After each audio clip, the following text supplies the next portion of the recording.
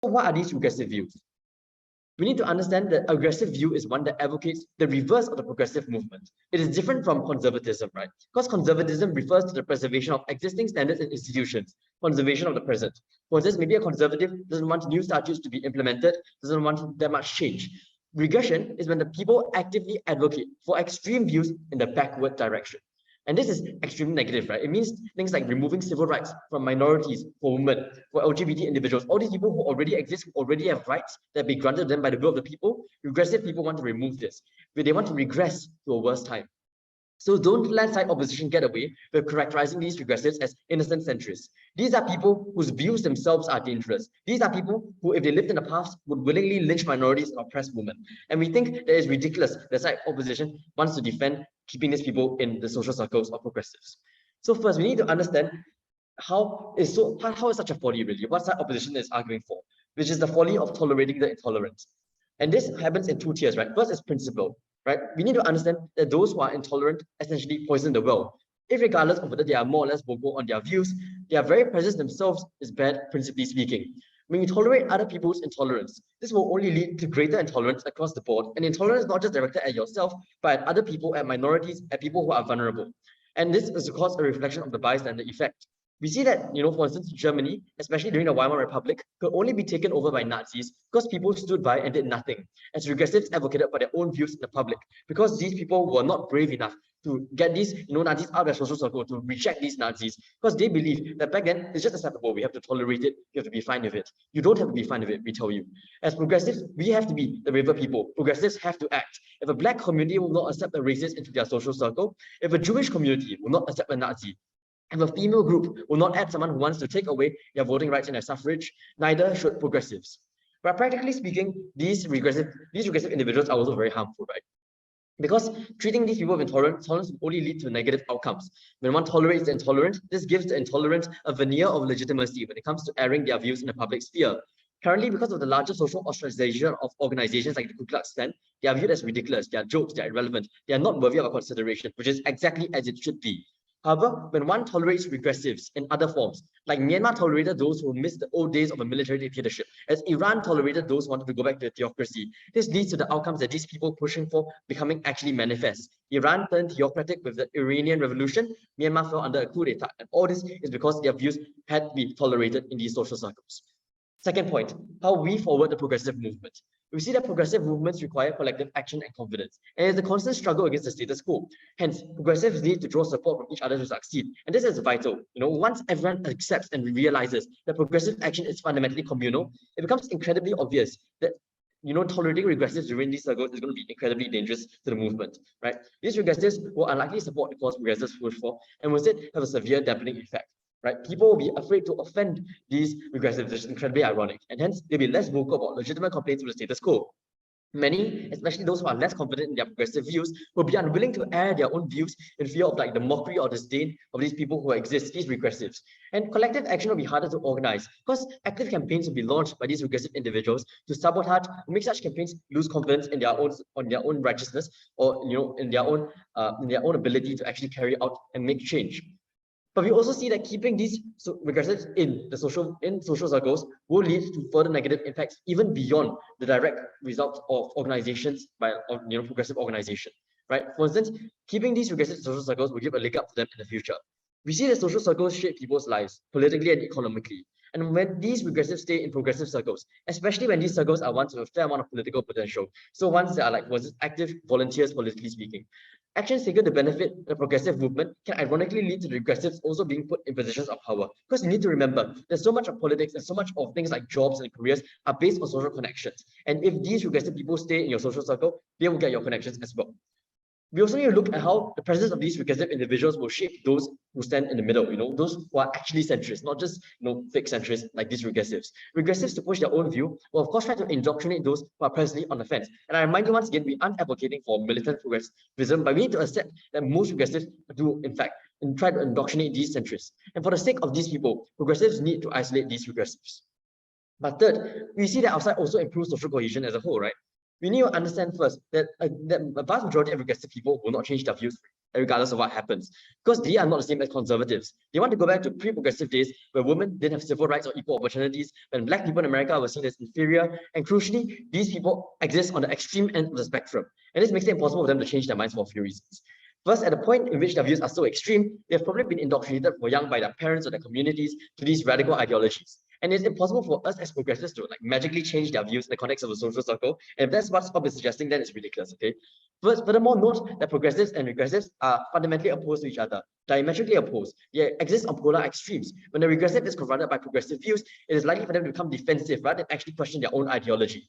The upshot of this argument is that true regressives will never change their minds, and putting them in daily contact with their polar opposites will only lead to more social divide and more social conflict, which of course has impacts. When this more regressive rhetoric can seep into mainstream social circles and politics, it will increase social tension and oftentimes target the most vulnerable, like the minorities and women, which I've been mentioning, which side opposition wants to target. How do we change this? When we isolate these regressives from progressive circles, there'll be less interaction between these two polar groups. Therefore, there'll be less instance of social conflict and divide, which overall promotes social unity. Now, Op may come out and say that we're going to result in polarization. I can basically hear it already, right? We think this is categorically false for two main reasons. First, true regressives aren't going to change their mind anyways, and they already knew that progressives are antagonistic to their views. So we don't think this polarization is mutually exclusive. Rather, now it's going to be much more blatant, but in their side it's it's basically equal between the two sides. Secondly, for regressives who may have been indoctrinated by their parents, for instance, who don't actually believe in their values, then we see that we are the only side that forces them to challenge their own views in the face of losing their social circles. My second speaker will talk more about this later on. Hence, we have unique benefits. And because our side forwards a progressive movement and protects the rights of the disenfranchised side with side government.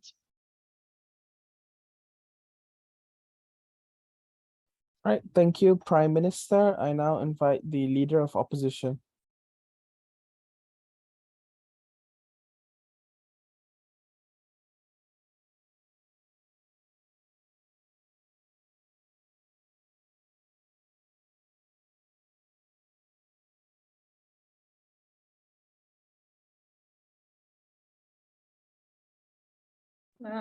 Am I audible?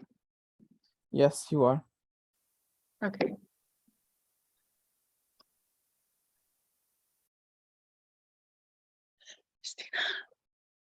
All right. I'll start my speech in 3, 2, 1. As a leader of the opposition, I would like to redefine the word progressive and how being progressive should not mean we have no tolerance. Progressive is a way of thinking that holds it is possible through political action for human society to improve over time. As political movement, progressive propose to advance the human condition through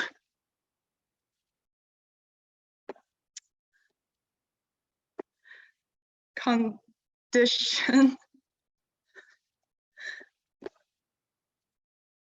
sorry.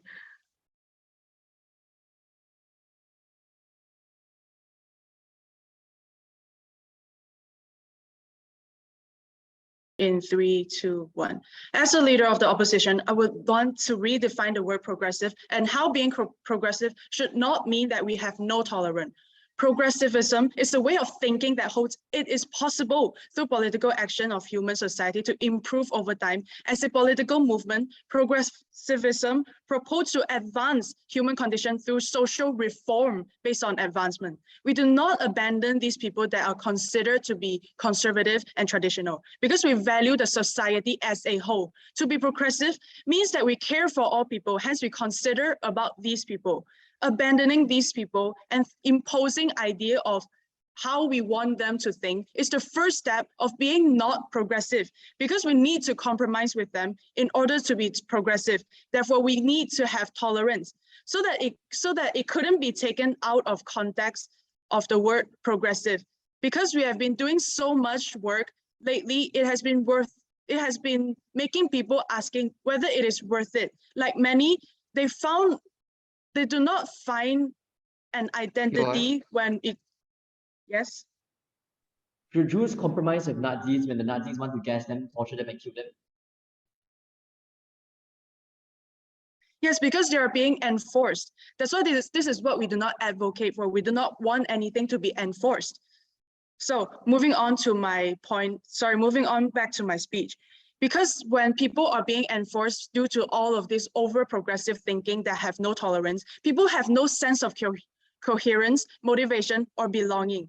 Therefore, progressive means having tolerance. We believe that it is a way of enhancement to our society by creating a more progressive society while applying to context. We do not want to be too radical. We are slowly bridging up the gap.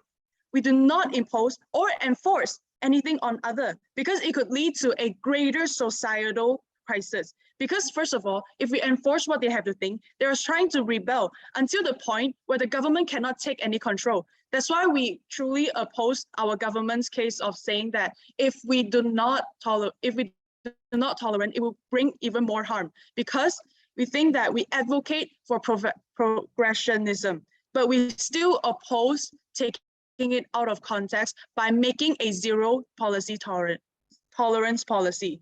It is less, when it comes to regressive views, it means that people are less advanced and more conservative and traditional in their manner and their thought. If we try to impose our idea on these people, it is going to create a bigger and more greater split in our society. Progressive and conservative need to coexist in our society to ensure social coherence, to create less conflict, and we should not infringe what people believe. We do not impose our ideology on other people. One, we should not impose any thought on other people or judge people because of their conservative, and because it defies the meaning of progression, where we aim for more liberation with no zero tolerance, and we are saying that we confine people. Two, we believe that the two should coexist by that my second speaker will elaborate on how would it make our society to divide, to prove that by not tolerating them, it will make an even more harmful society because it will bring more conflict. Now moving on to my substantive.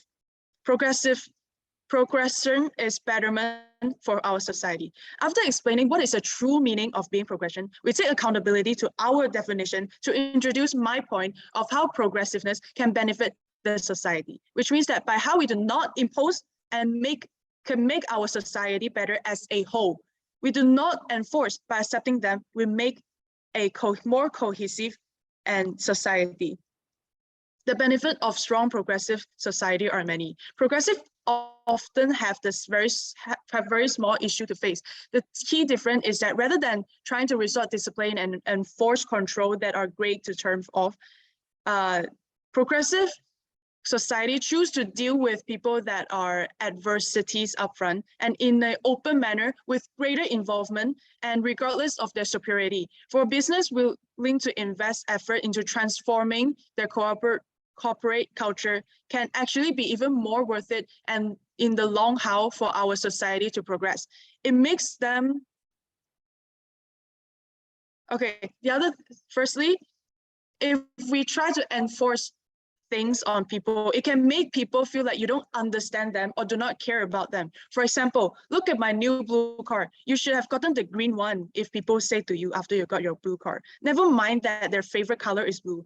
You think that the green is always better and what's matter, or does it? The more you push your own value on the other people, the more marginalized the other people will feel. And by the end, our conversation, the lady from the bookstore left frustrated. She explained multiple times that she didn't want more books. Those that are ones that she wanted, instead of trying to understand her value, I keep on asking her to change her mind because I'm sure that after that, I will be sure that we left her with a negative experience and I'll never see her again. Would you keep interacting with people that doesn't even listen to your value and tell you what you want? No, you wouldn't. And it is not an effective strategy to change minds or behavior. If you truly want a chance to persuade people, you must demonstrate understanding of their position. Otherwise, will they know you're even on the same page? Therefore, if we try to push a person into one direction, the more tense the argument will get. We try to show other values by thinking that it will help. As I said, we do not want to degrade other people's value. This is why it will lead to a terrible argument.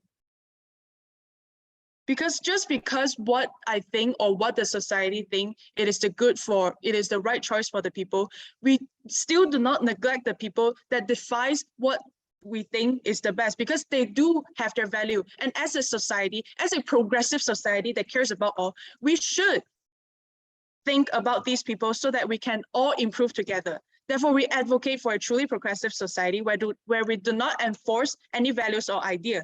And to reiterate, firstly, I reintroduce by why we should not consider the word progressive to have no tolerance and how it would be detrimental to our society. And then I introduce my first point, which is how this way of progression is actually better for society. Hence, as the leader of the opposition, I strongly oppose and I would like to end my case. Thank you. All right, thank you, Leader of Opposition. I now invite Deputy Prime Minister.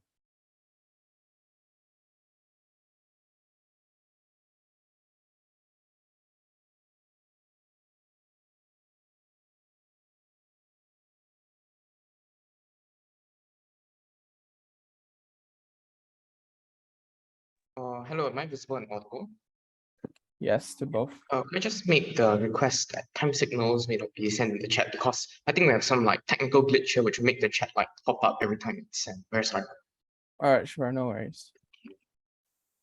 And again, I'll take POIs through verbal interjection, so feel free to just unmute and interrupt. Okay, I will begin my speech in 3, 2, 1. We asked them, should you even, not even can you, should you even support regressive people whose views are explicitly against you, who want to kill people that you support? Should you actually do that? We don't think we heard a response on this. The other side wants to redefine the whole idea of being progressive. They said how it's just like political advancement, how they value society as a whole. Yes, that is what progressive is about. But recognize that if you actually abide by the values of valuing society as a whole, recognizing them, you're unable to actually achieve any sort of progress. Recognize that being progressive, you're explicitly going against the status quo. That's the entire point of it. In order to upheave society, you actually need to go against and be intolerant. Gabriel asked you, should the Jews compromise with the Nazis? The Nazis literally want to gas them. And they all said, yes, because of this kind of structure. We do not understand that statement at all. Even if you think that whatever discussion this gives you will give you some sort of like legitimacy and makes you like makes society better or something, we tell you, if these people actually coexist, ignoring the fact that there are probably going to be immense friction between them and probably going to try to kill each other, how are you even going to get your progressive intent clear? Because if we're going to have this sort of discussion with each other, how do you even dissociate between your two ideologies and actually push for progress, which is something we think the other side wants, right? So we think on this tier, on 2 tiers, the argument here actually falls. We want to tell them from clear that conservatism is not regression. Regression is when people actively and violently usually go against ideals which are commonly accepted in society. For example, women's rights, for example, civil rights. Conservatism, as their side tries to paint it, is not really what we're debating about today. They said that these people need to be together. We think they categorically cannot coexist with people if they want to literally murder each other. We think there was no response to any of Gabriel's analysis and arguments. Gabriel told you how this would pulling these people apart actually improve social cohesion and reduce their friction, and give you a principled argument of why we simply cannot use friendship as a form of tolerance. We hold no response to this. We think that's a massive compromise on their side. And just straight up put it, the definition is simply wrong. Progressives need not tolerate the intolerant, else this tolerance can be used to corrupt all of society. We've seen that happen before, we cannot see that happen again. And they want to run this argument how like regressives feel that the progressives do not care about them and they'll feel very sad and all that. We think that's fine. That's literally the entire point of our debate and our case actually. We do not want people to interact with each other because we think there are 2 cases in this. Number 1, as Gabriel told you, regressives which are actually indoctrinated, we want to isolate them. We want to make them without friends so that we can actually change their opinions. And we think that those which are actively extreme and not going to change their minds, we're just not going to let them support progressives. We're just going to pull them out from the social circles and not let them interact and interfere with whatever the progressives want to do. We think that's really a situation we're trying to push for, because ultimately at the end of the day, regressive is an ideology which simply cannot exist in current status quo prominently along and competing with progressives, and this is the world which we stand on. But we think that not only is excluding the regressives and the progressive clearly from each other's social circles obviously good for society as a whole and also principally justified in this sense, I think there's another distinct argument here, which is that we draw a very clear boundary between what is actually progressive and what is actually regressive. This is because we think that human interaction in these social circles is actually going to collude one's decision making. We think if we rather make it very clear and we cut the differences between progressives and regressive, we think that in that, if these people already have large gaps between their ideologies, there are people who are extremists. We do not think it's going to be very impactful on the ideologies itself, but we think it brings about a lot of distinct benefits on people which are maybe considering to join or people who are not that confident about their regressive ideologies yet. And this is because we think, number one, people are forced to confront and admit to who they are supporting, right? If they actually want to back one of these ideologies. We think if you're put into a position where you're outside of a certain social circle you're part of, you're probably going to reconsider that stance because you've got actual solid backing on why that occurred. And we think since there's going to be a large difference between these progressive and regressives, if we remove any regressives from the progressive circle, your stand is going to be very clear. There's going to be very clear distinctions between two social circles and these two ideologies. This means things such as the leverage of friendship can no longer actually influence your actual intent when it comes to progressive circles. What we mean by that is that we prevent instances where, for example, regressives actually actively try to object to certain proposals or spread their own opinions in a social circle where people believe to be progressive because they are friends with them. We think because of this perception that we think because of this perception in this progressive circles, not only cause a bit of like confusion and all that, but I think that number one, that causes a lot of apathy towards defense or change because they'll just be like, oh, you're my friend, I'm not going to do anything about it. We think that in these types of social groups, where actively things regressives will actually take advantage of, right? Because this is where because if you're in a social circle and you can use this leverage of friendship, we think that they're going to do something about it. We think, for example, they're going to use their own social perception in this case, use the leverage of friendship and use that to try to change others' perception or just try to cause a lot of confusion amongst this group, which actually claim themselves to be progressive, right? And we definitely do not want to take this chance of getting them into these circles. We think that when you're a friend with someone, you are explicitly connected with this relationship, right? And we think that's the most problematic part about that because you're not explicitly like thinking about your political ideals and its impacts, meaning you just make friends with a progressive and you call it a day or vice versa, right? But on our side, you can't like discreetly support anyone. I think that to make our stand in this here, if you are aggressive, you have to critically think about whether these aggressive views are something which you should explicitly subscribe to. Before I move on to the reasons, any POIs is nearing 6 for engagement. All right, no engagement. So why is this so? Because instead of smearing politics with friendship right now on our side, if you place these people outside of the social circle, we think you're directly determined on whether, we think your opinions are formed directly determined on whether you are being regressive or not regressive. Meaning that if you're part of this social group, you have to directly consider whether you want to be continuously part of these social groups or you want to keep these regressive views, right? Because we think that there's actual solid backing and you have to actually weigh between the choices of being in a social group or actually keeping your regressive views, making yourself actually reconsider this. We think this directly makes some way between being in a social circle and in supporting regressive views, right? And we think that this is actually impactful for only one of the two types of people which are actually regressive. We're willing to compromise on that. Right? We think that people which are indoctrinated or brainwashed, we think this is when it comes to losing their friendship. And because of the leverage of social circles, which is like quite massive on one side, we think that we can actually get them to reconsider their opinions to a large extent. And frankly, the other side of people are frankly just unshakable. Those people which are just like indoctrinated and like extremely into this like entire mindset since birth. We do not think that they're committed to this opinion. But what we do is we just kick them out of the social circle and we call it a day. That's very good. That's proven by Gabriel, right? Because we prove to you that we can use the leverage of social circles to reconsider and rethink the decisions of defending regressive views without colluding them with this whole idea of friendship. And because we prove to you that at least we can eradicate these people who support racism and a backward society from people who work for change and want to improve society, we win this debate.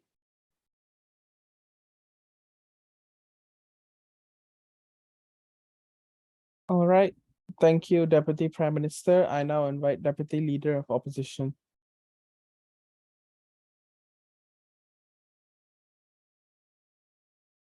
Am I audible? Yes, you are. I'll be starting my speech in 3, 2, 1.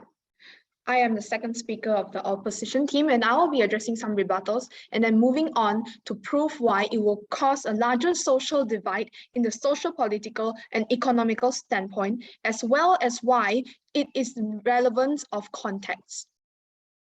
But before I move on to my points, I'd like to go on with some rebuttals. Regressives cannot exist together. As you said, that's why influence can help. We cannot leave them behind, even if they are extremists, okay? Because this is a very pessimistic sort of view, and it will create a very suppressive and oppressive circle. Because if we leave them behind, which will cause them to be left behind, and there will be riots and things like that that you cannot change because you are simply not tolerant of them. You do not understand where they are coming from. Like, for example, the Age of Enlightenment is started because of a few scholars to change how society viewed the governmental system, to change the society's views. And it actually worked, because if it were just these small scholars, this small group of scholars, and it didn't involve the other people, which are in a very regressive society at that time, then it wouldn't have made any change. We wouldn't have progressed. True progression involves two parties, which is the people who believe in it and the people who don't. And the people who believe in it will influence the people who don't. Like it or not, it's going to bring a lot of difficulties and hardships compared to the other side.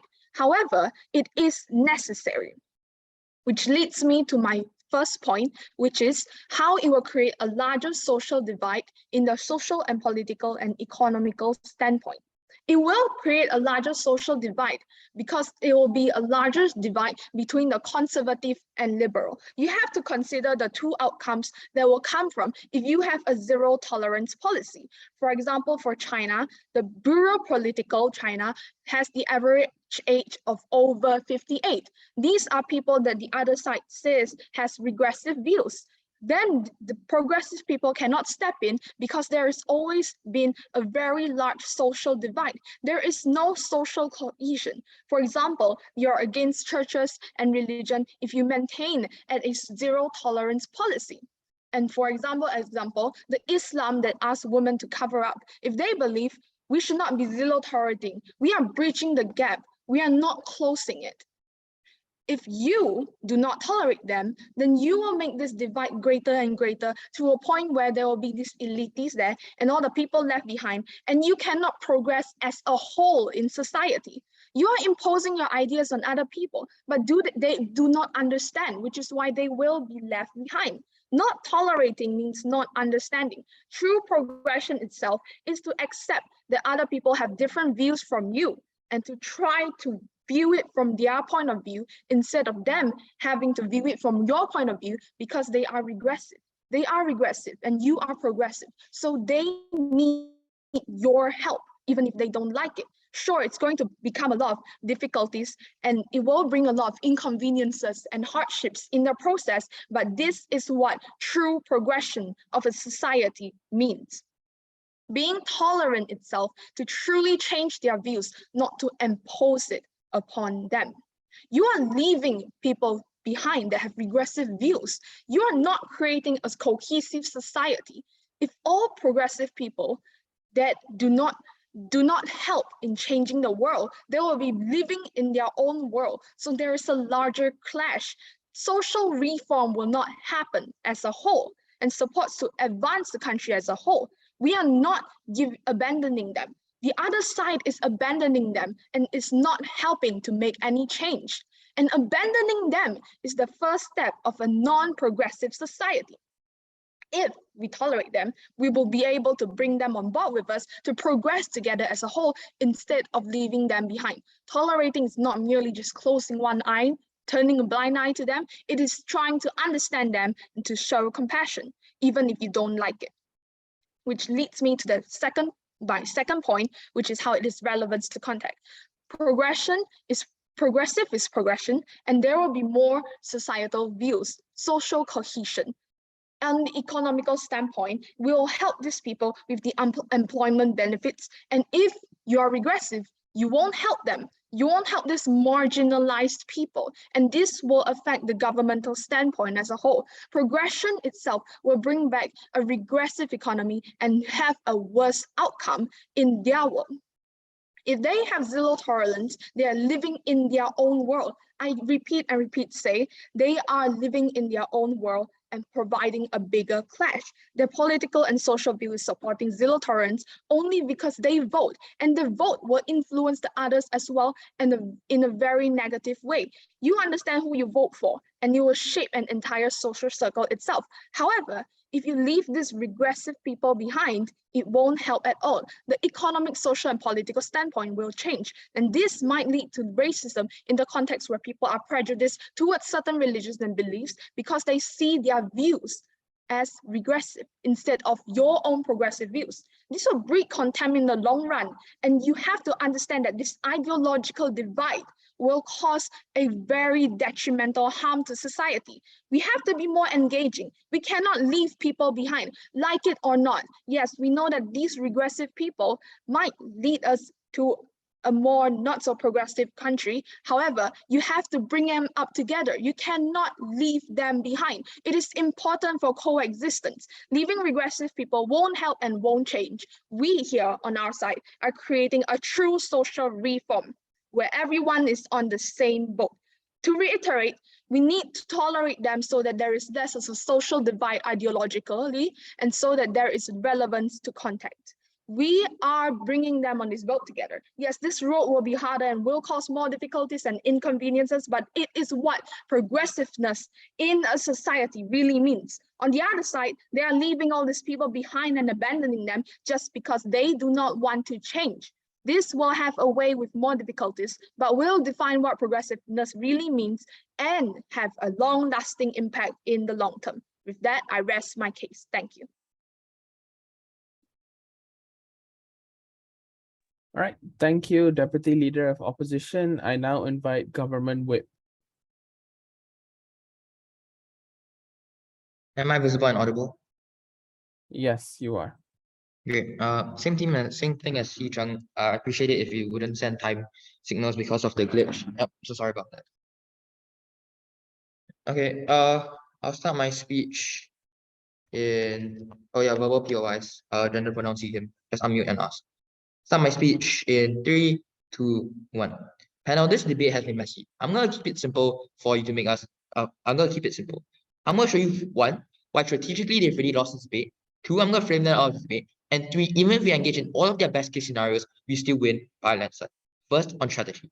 Note, we haven't done any of the responses and analysis that Gabriel and Chiang told you about on why social divide and polarization may not necessarily be a bad thing. We told you a lot of things. Told you, firstly, that principally this just isn't just, right? That progressive movement should aim to include the most vulnerable groups. More on that later. We told you about how, progressive people, that when you allow these regressive people to enter your social circles, you necessarily poison the mainstream with a regressive rhetoric. You necessarily hurt the most vulnerable of people in society by allowing their abuse to be accepted. You let these regressive people to allow them to dampen your efforts in progressive social movements that therefore lead to the worst social outcomes. The only thing you heard in response was a comparative that but this will lead to greater polarization. Cedric gave you clear analysis that 1, most regressives, if they are true regressives, they will be polarized anyways on both sides. This is symmetrical. And 2, for regressives who may not truly believe their ideals, the only way you can change them is by putting up friendship and social circles with their ideals. You force them to confront their ideals. You force them to actually think whether they believe these regressive ideals.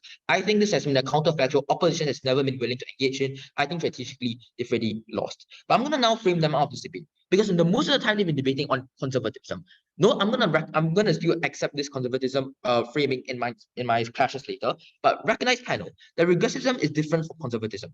Note there's a reason why the motion doesn't say against conservatives, right? Sure, conservatives want to conserve and preserve this current social institution, but regressive people actively want to go against any progressive change that has been done. They actively want to go against the women's suffrage, when they actively want to go against movements like the Black Lives Matter, when they actively want to remove the rights. This is why we say it's so pernicious, and the harms that these regressive people can actually effectuate in society is extremely egregious, that we don't think they should be part of society as a whole. Then the last thing I want to frame that is that they say that most of their arguments are contingent on society, excluding society and governments as a whole, excluding these regressive people. Note, we only have to defend progressive circles and progressive people, excluding these people. But I'm going to be charitable. I'm going to engage that even if the entirety of society excludes them, why is this a net benefit and why is this a win for our side? I'm going to ask 2 questions. 1, on the principle, is it principally just for progressive people to actively exclude these regressive people, and whether we should have a zero tolerance policy? And 2, does tolerating regressives lead to a changing of minds of these regressives, or does it lead to worsened societal harm? Both will be, I'll show you how we win both clashes. Firstly, on the principle, I think that if we can show that we win this principle, it's an independent outcome to victory, independent of any practical outcomes, because we show that these progressive people have a moral obligation to actively exclude these regressives. They gave us one comparing principle. They told us that progressivism means social inclusion, right? They told us that, oh, the ideas of progressivism means you have to include everyone. You cannot abandon anyone. What did we tell you in response? We told you in response that progressivism actually means protecting the most vulnerable. It's about including those that have been marginally disenfranchised. I'm going to be charitable and apply this principle to conservatism that's I want to explain. I'm going to tell you on 3 weighing metrics on how we still win this principle and therefore this debate. Firstly, on skill, we say that between the majority of millions of vulnerable people, millions of women, of minorities, of gender minorities, of people in the LGBT group, versus the small fringe of conservatives or regressive, the deaths of everything on the metric of skill, you far win, right? Because if we exclude a few regressives, but in turn gain support and allow for the increased protection of millions of minorities and most vulnerable people in society, we think we happily take that principal trade-off.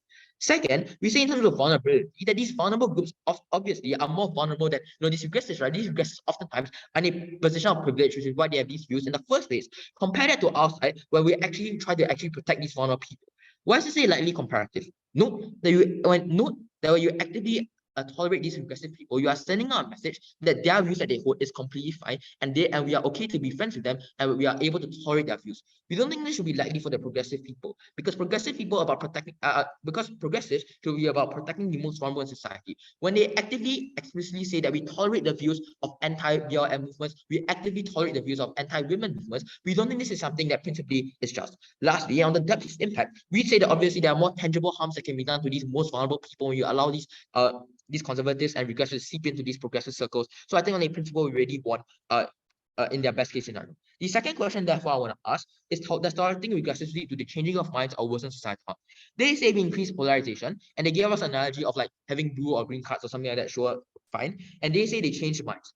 One, no, they never gave us any mechanism on how they change minds. We don't think grouping people together will somehow magically improve and change the political ideals of the regressives, right? The crucial nuance here is this. We would say that there is no actual change because their side detaches and dissociates friendships and social circles from politics. Because as an intuition pump and as an election note, when you have regressive people in your progressive social circles, whenever you talk about political things, because you think that it's normalized to have regressive people in your social circles, you brush away these political talks. Or rather, you just talk about things that are inconsequential. You won't talk about things that actually matter in life that impact the majority of people. The upshot is simple. When you think that friendships is completely detached from the political ideologies, you won't change the minds of the regressive people because you never have the opportunity to have actual societal discourse with them. This is added on to the fact of the analysis they gave you that the majority of regressive people won't change their mind anyways because they're on the extreme fringe end of the spectrum, which means their values are concrete and won't change either. We say that there will be more social unity where you decrease the friction and conflict that these two groups have, therefore allowing for greater social cohesion. They say, regressives will riot, but we think that this isn't true. They never gave us any mechanical link or any cause and effect link of why this likely to happen. And we think there will be a few structural reasons why regressives won't change their views. One, recognize that regressives are in multiple social circles. They don't just have to be in one. Insofar as they're in progressive circles, they are probably in more extreme regressive circles anyways, which means their views are being constantly reinforced. So we think the idea of polarization is symmetric on either side. Two, we say that when these regressives are accepted in society, they'll see that their views are okay, and it gives them a veneer of legitimacy. Therefore, we think on all scenarios that their side actually increases the legitimacy these regressives have that actively harms the minority. I'm going to engage in the best case scenario that polarization does happen. Why do we still win? One, recognize it never impacted the argument of polarization, so we don't see why it's an important effect. Anyways, but I'm going to give you 4 more reasons of why we are totally fine polarization. One, because the comparative is far worse. Because when you give these regressives a veneer of legitimacy, you tell them their ideas are okay. You tell them that, being discriminatory towards women and minorities is something that's good and something that's completely tolerable. We don't think this has to be the case. Second, we think when regressives are in progressive circles, this necessarily means that you lack the collective action needed for progressive social movements because these regressives can actually try and dampen them. And thirdly, we say that when these regressives are ostracized, you force them to weigh up friendship and regressive ideas. You force them to actually change their minds. So we're the only side that can actually change the regressives who may be wavering between friendship, social circles, as well as regressive ideas. Because we protect the most vulnerable, because we allow for the forwarding of the progressive movement, because we're able to change the people who may not truly be regressive, and because we allow for better social change vote cycle. All right, thank you, Government Whip. I now invite Opposition Whip.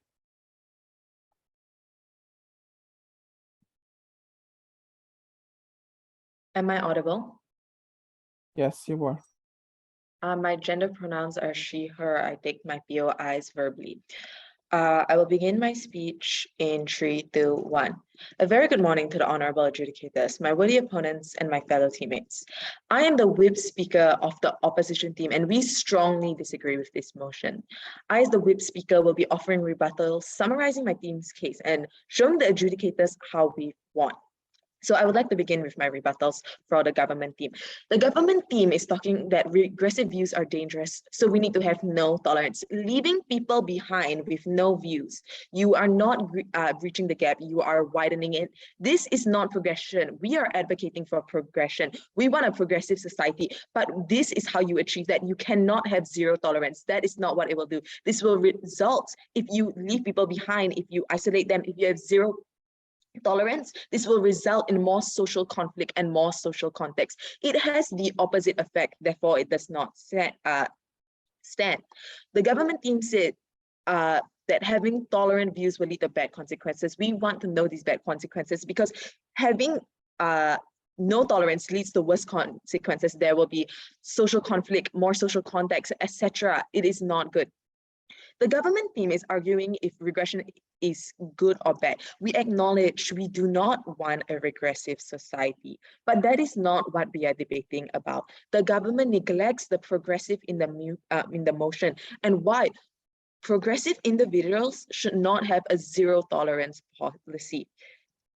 The government also said that people with regressive views are actually aggressive and they can try to kill each other, something along those lines. But regression is a return to a former or less developed state. The government is confusing regression and aggression and totally modifying the motion. That's not what it's called. The government also said that, why do you think the motion is about regression and not conservatism? But we could say the same thing as, why do you think the motion is about regression and not aggression? So the government team also talked about Nazis, and they said, why didn't we reply to that? This motion is about in a social circle. We are not talking about Nazis, etc.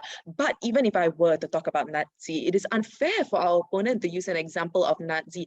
Hitler is exactly an example of zero tolerance, like how he disliked Jews, that have fundamentally led to this crisis. He was an individual. Yes? You are aware that the primary reason Hitler rose to power was because he managed to surround himself with social circles of those who believed themselves more enlightened, more progressive than this age? Sorry, may you repeat? You are aware that the reason Hitler rose to power was because those who believed themselves progressive tolerated his presence in the cabinet, in their social circles, in their meetups? But isn't it Hitler who thinks he's progressive as well? He was an individual that took progressive out of context and had no tolerance. Progression is the process or developing of moving gradually towards a more advanced state. That is what we are trying to advocate for. We want a more advanced state. We cannot just leave behind everyone who is not as progressive, or in terms regressive. Who is the one to define what is regressive and what is progressive? Now I will move on to my summary. My team is advocating for a progressive society. We are advocating that as individuals, we should not have a zero tolerance policy. Progression in itself is to have tolerance. If someone is truly a progressive person, they know that people that have different views, different ideals, and different ideologies. To understand that is to have tolerance in itself and to be progressive. Now, to summarize my team's points, my first team's point is that progression is for the betterment of society. However, we need to keep in mind that progression is to have tolerance, to be open-minded, and to overall become a more advanced society. Furthermore, the next point is that it would largen the social divide, the conflict and the chaos it will create, the social cohesion. For example, like my second speaker said, would a progressive individual be against church and religion, since it seems regressive? Would they? How can we shun these people out because of different beliefs, different ideals, and different ideologies? That is not what a progressive society is about. That is not what a progressive individual will do. This will cause chaos. It will cause more conflict. It will make our society less progressive and, in fact, regressive. You are not bridging the gap. You are widening it. The government's team is advocating for a more progressive society. So are we. However, if progressive individuals have zero tolerance policy for people with regressive views, which they propose, it will have the opposite effect, and our society will be affected. Our society will become more regressive. Lastly, my team's third point is the relevance of the context of a social and economical standpoint. Progression with no tolerance, with a zero tolerance policy in itself will bring a more regressive economy and a worse outcome. We as the opposition team has already shut out all the government's points, and we have showed you why we have won today. And with that, I strongly oppose and proudly rest my case.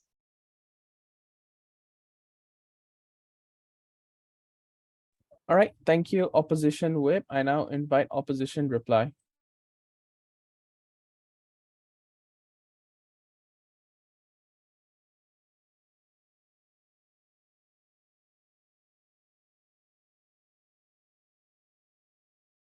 Am I audible? Yes, you are. I'll be starting my speech in 3, 2, 1. Once again, good morning to the educators, team, government, and members of the floor. In my speech, I'll be analyzing today's debate, including the main clashes and how both sides address them, and a comprehensive summary of our team's stance. Firstly, there have been two major clashes in this debate, which is our clashes on how to change the world and how to truly make a society progressive, and secondly, on how tolerance works on both worlds, in both worlds.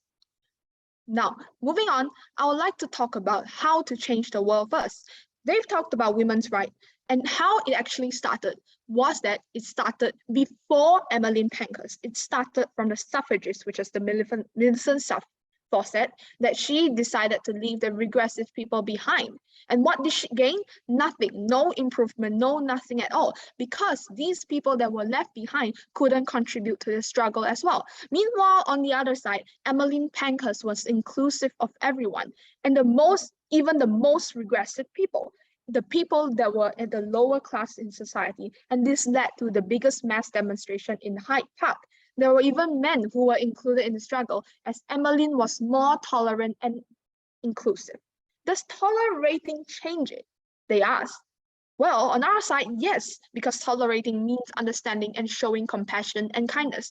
However, in their side, they think that tolerating does not change because they feel that these people should not be tolerated. This is a prejudice towards these people. You should take into account the fact that these people are this way because of a culture, because of their culture. However, you can change a culture, you can influence them, and that is what true progression means. You might not like it, you might not like their culture, but you have to tolerate and understand them. There are certain things that they can change, maybe not their religion point of views, but maybe their social and economical and political sort of standpoints, and this will affect. They ask how social groups will cause that big of a change in the world. It will, because social groups are the small groups that further influence a community and then influence the society as a whole. They will change their voting standpoints, and this will change the social political landscape of a country. Grouping people will affect how they think and what they support. They will have different political standpoints. And this also applies to the economic and social point of view. There will be a larger social divide in their world because there's no true social progression. There's no means for them to take into account of these people that are left behind. You cannot abandon a group of people that you think are regressive and not change them just because it causes hardship. Yes, it will cause hardship. We acknowledge that. It will cause inconveniences. We acknowledge that. And it will be a smaller percentage of success, maybe smaller by 2% or 3% because of the hardships. However, we must face that because we need to create a progressive society. We need the involvement of everyone. Now, my first speaker said that for a society to be more progressive, we need to be more tolerant. We need to be more tolerant for the betterment of society. And for my second speaker, which is me, I said that it will breach the social gap and the divide will grow larger and larger and cause disunity. It will not cause unity because you don't understand them. You don't take a means to understand them and to help for them to be on your side, on the same boat, to progress, like how the Age of Enlightenment worked. And also, I mentioned how it is relevant to context. Honorable adjudicator, the clashes are resolved in our favor and our case is built on progressive individuals having tolerance for the betterment of society, which still stands. As such, we strongly believe the motion. Thus, I rest my case. Thank you. All right, thank you. Opposition reply. I now invite government reply. Once again, checking that I'm visible and audible. Yes, you are. Thank you. I'll begin my speech in 3, 2, 1. Do you really want to support the side that says black people should compromise with racists, Jews should compromise with Nazis? I mean, kind of see sense here, right? Normal things away. Like we see the side opposition often lack elaboration and impacting for most of their points. They often brought up irrelevant things, completely contrary to the discussion. They never actually engaged with any of our points. And on that note, they're already lost. But you know, I'll still give them like the decency of giving like a 4-minute reply speech about how their case really can't stand, even if you take it in the very best case. And of course, that all starts with their weird definitions for regressive and progressive. Like, I don't even know anymore, like, right? What are you talking about? Like, they're trying to say that Hitler was progressive. Like, Hitler was not progressive. I don't think this is exactly a matter of contention. And if they really want to deny reality to this extent, I'm not sure if there's anything we can even do. I mean, they ask, who is it to define what progressive is? It's us. We get to define what progressive is. And if they wanted to issue a definitional challenge as to what regressive was, they should issue it in first speaker, not third op. And the funny thing is, they did in fact redefine progressive later on in first speaker. And in fact, they defined it as somebody who wanted to push society forward. And we did challenge that. And they completely failed to like even defend their own definition. So we don't really see why they're suddenly pointing fingers at us and saying, you guys should have defined it earlier on. It's ridiculous. They asked if we will shut out churches and religion. I mean, obviously, yeah, we're going to be consistent with our stance here. If they are regressive, they have to be shut out. And similarly, they said for some reason that, you know, on our side, women will push out men. I genuinely don't understand the example, the Emily example which they brought up of men. If men have the common decency to support like suffragettes, like Emmeline Punkers who just want to get like the vote, of course to be tolerated. And I don't even know what this ridiculous economy point is about. When they presented, they were literally incoherent and it seems largely irrelevant. So the messiness of this debate has, as you can see, clearly been largely due to side opposition and the confusion as to what they're actually supposed to be talking about. So let's actually see. I'm just going to help you right now. What did Op tell you about? They told you 2 things, just 2. Also note that they kind of just accepted our definition of regressive, which is going to become very relevant later on. So first, they tried to argue that being progressive meant tolerating everything. I mean, apart from this sounding like genuinely ridiculous, this actually didn't deal with any of the analysis we brought to you on how regressive views actively push back against progressive movements, and how regressive views can actively harm the disenfranchised, the minority, the people who are vulnerable. They didn't, while we focused on all this, while we presented analysis to you on why it was important for society as a whole, for progressives to not tolerate the intolerant, they argued that if you are a true progressive, you will tolerate everything, including the intolerant, including the Nazis, including the bigots. And we think that they just assert that this is what progressive means when they fail to actually consider how this impacts real people with real lives. We think that they already lose on this alone. Second thing they told you that apparently leaving like literal Nazis behind means there'll be riots and emotional damage for the Nazis and will create a social divide. So there are a host of problems with this, right? Because first, they said there will be a social divide. They said that, you know, the social divide will be bad, but they didn't explain why. Right? They didn't actually argue, they didn't actually impact the argument here, and we don't see why the social divide between, you know, Nazis and normal people is necessarily bad, because we think, and we presented to you numerous times, what is actually a good thing. They also said that, you know, the ideological divide between these will cause a harm. Once again, they fail to impact it. We don't see what the harm is. And insofar as there is no harm, because we think there is no harm here, we already win. They didn't respond to our point about social cohesion, which you might know clashes directly. We told you that social cohesion cannot be achieved when the most extreme and polar people interact with progressives. When they fail to respond to this, we think they can't already concede this. And not only have they just conceded this point, they basically conceded the only point they have as well. So ultimately, what did we tell you? We told you that principally and practically, we cannot tolerate the intolerant. No response on their side. We told you that our side is the only side that can actively forward the progressive movement, free from the shackles of, you know, regressive people who are trying to go against it. We told you about the importance of, you know, removing these regressive people from social circles for the progressive movement. No response on their side. In fact, they even tried to like redefine what progressive means, but we all know what it actually means, right? Third, we told you that we improved social cohesion, which once again they ignored. Directly clashes their point, and they didn't even deal with it. It's ridiculous. And fourth, we told you that we will force many people to reconsider their regressive views. Incredibly important, because it shows that our side is the only side of a mechanism to cause these people to change their minds, far beyond what like side opposition continually asserted. And because we are the only side that presents all this to you, we are the only side that wins. Thank you.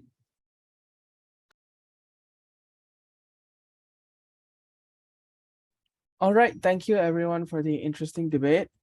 I now invite all the debaters to return to the main room while the panel deliberate, and you will hear the announcement of the results later on in the main room.